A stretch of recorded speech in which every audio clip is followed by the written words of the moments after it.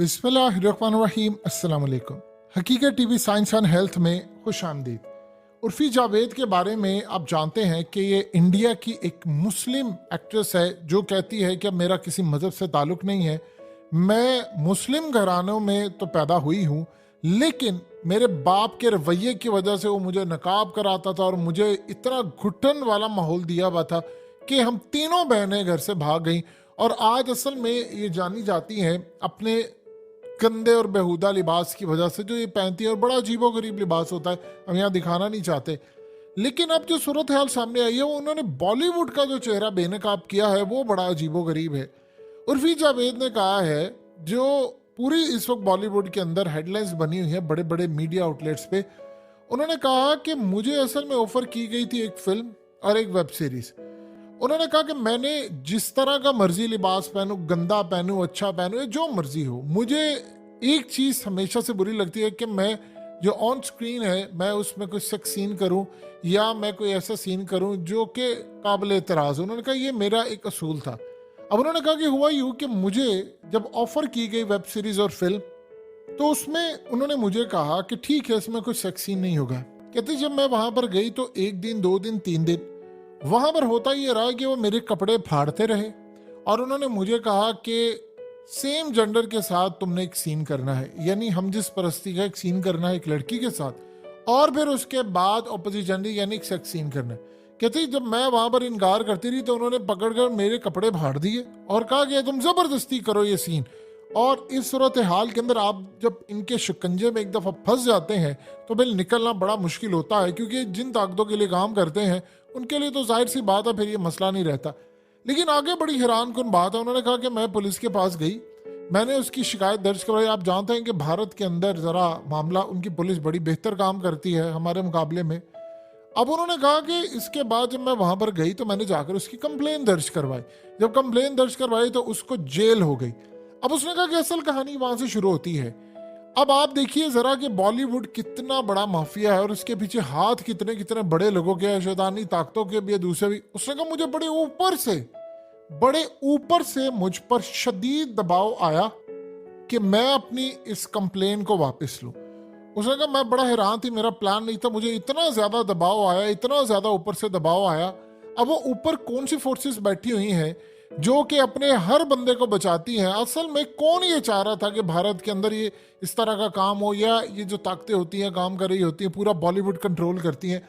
जाहिर सी बात है, एक बात आप जेहन में रखिएगा, सियासतदान हो, वहां पर ब्यूरोक्रेट हो या अमीर लोग हो या वो फोर्सेस जो इनके लिए काम करती हैं, उनका पैसा लगा होता है फिल्मों के ऊपर। तो जब पैसा बर्बाद होता है, प्रोड्यूसर अंदर हो या डायरेक्टर अंदर हो, तो फिर उनके लिए नाकाबिले बर्दाश्त होता है। अब उन्होंने कहा कि उसके बाद जब इतना प्रेशर आया तो मैंने फिर जाकर अपनी कंप्लेन वापस ली और प्रोड्यूसर बाहर आया।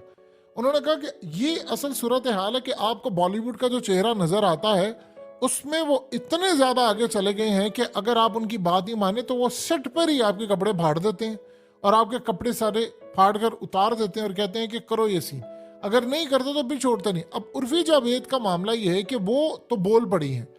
असल में उर्फी जावेद का इशू ये है कि इस वक्त पूरे भारत के अंदर वो अपने आप को, ये आप ये समझ लें, ये पाकिस्तान की कंदील बलोच है और ये कंदील बलोच की तरह ही है, लेकिन ये बस जरा एक लेवल आगे है। असल में ये एक मुस्लिम घराने में पैदा हुई थी और इनके वालिद ये कहती हैं कि मुझे बहुत ज़्यादा मारते थे, वो साइको थे, नफ्सियाती मरीज थे, और उन्होंने मुझ पर इतना ज़्यादा जुल्म किया कि मैंने अपना घर छोड़ दिया। हम तीनों बहनों ने अपना घर छोड़ दिया और हम चले गए। उन्होंने कहा कि आज के दौर में कोई भूखा मरता नहीं है, 2 आपको देते उसके बाद आपने मेहनत करनी होती है। मैं ट्यूशन पढ़ा कर पैसे कमाती रही। आज असल में बड़े बड़े ब्रांड्स इनको हायर करते हैं और इसको ये हर जगह पर अपने आउटफिट के हवाले से जानी जाती हैं। ये फहश किस्म के आउटफिट्स जो बड़े अजीबो गरीबत दिखाए भी नहीं जा सकते, ये उस तरह के पहनती है। अब इस सूरत हाल में वो कहती हैं कि जब यहाँ से मामला हुआ तो मैं दिल्ली चली गई, दिल्ली से फिर मैं मुंबई आ गई। उन्होंने कहा कि पैसे मेरे पास बहुत कम थे, 6 माह पहले मैं लखनऊ में रही, फिर दिल्ली चली गई, वहाँ कॉल सेंटर में काम किया, दिल्ली में 7-8 महीने काम किया, फिर मुंबई आई, तब मैं 19 साल की थी।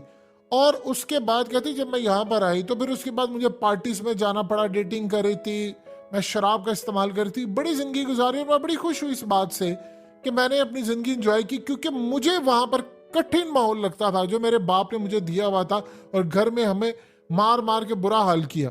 अब आप सोचिए जरा कि इस तरह की जो होती है भारत के अंदर कोई भी जो एक्ट्रेस है, कोई भी जो सर्जरीज भी करवाते हैं, वो भी नहीं बताते। अब मिसाल के तौर पर बॉलीवुड के बहुत सारे जो अदाकार हैं वो बज़ाहिर आपको गंजे ही नजर आते, यानी सलमान खान है, ऋतिक रोशन है, रणबीर कपूर है, इनके बाल पूरे नहीं है, लेकिन कोई आकर गुफ्तगू नहीं करता। उन्होंने कहा जी मैंने सर्जरी करवाई, तो सर्जरी करवा कर मेरा चेहरा खराब हो गया, मेरे होंठ खराब हो गए, मैंने दोबारा करवाई, बहुत बुरी लगना शुरू। जब इस तरह का कोई बोल्ड किरदार हो जो अगर ओपनली बात कर रहा हो कि देखिए मैंने ये किया, मेरी लाइफ ऐसी, क्योंकि उसके पीछे कोई रोने वाला नहीं है, तो उसने भी आकर बॉलीवुड का जो चेहरा बेनकाब किया है, आप उसका अंदाजा भी नहीं लगा सकते कि बॉलीवुड के ये जो चेहरे हैं। देखिए यहाँ पर सीन ये है कि आपकी जान भी ले ली जाती है, आपको पता भी नहीं चलता। सुशांत सिंह राजपूत का जो केस है वो हम सब ने देखा हुआ है, वो कितना ज्यादा खतरनाक केस था। यानी आप ये देख लें कि सुशांत सिंह राजपूत का जो केस था उसमें इतनी बड़ी ताकतें इन्वॉल्व थी, इतनी बड़ी ताकतें इन्वॉल्व थी कि पूरा बॉलीवुड हिल गया था।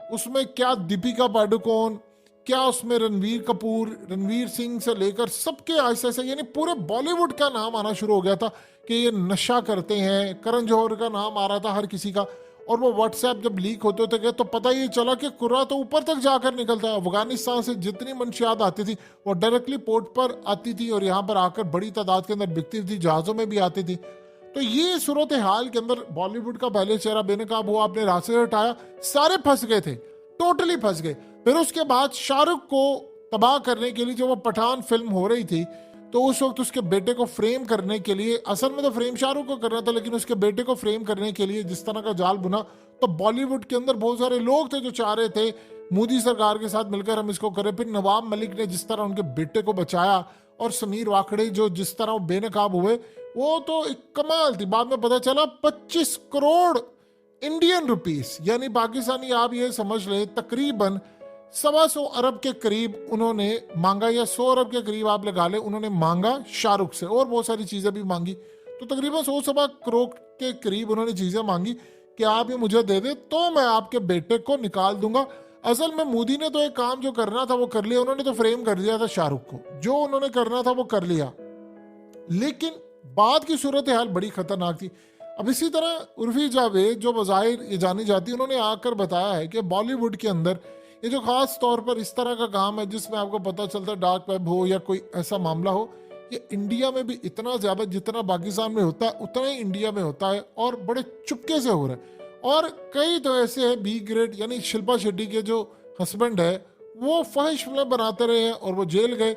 इसी तरह भारत के अंदर जो बॉलीवुड का आपको चेहरा नजर आता है बज़ाहिर के फ्रंट पर ये चीज है, वो इससे कई गुना ज्यादा भयानक चेहरा पीछे आपको बैकग्राउंड के अंदर नजर आता है, और उसका असर इतना ज्यादा है कि आप ये देखिए कि बॉलीवुड की फिल्में आने के बाद खास तौर पर इंडिया के अंदर जो गन का कल्चर है वो बहुत ज्यादा प्रमोट हुआ, बहुत ज्यादा।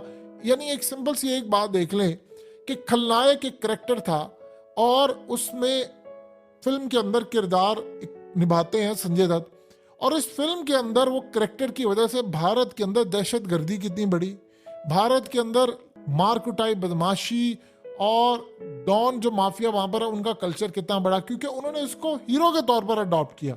और इसी तरह खास तौर पर संजय दत्त के बारे में समझ लिया कि उनको उन्होंने डॉन के तौर पर अडॉप्ट किया, मीडिया ने दिखाया, और आज भारत के अंदर हर छोटी बड़ी जगह के ऊपर एक भाई है, मुस्लिम है, इंडियंस है, वो सारे मिलकर चलते हैं। तो बॉलीवुड का जो कल्चर है, जिस हिसाब से चीजें दुनिया को नजर आती है, असल में उससे कई गुना ज्यादा ये चीजें भयानक होती हैं, और इसी को बेनकाब किया है उर्फी जावेद ने।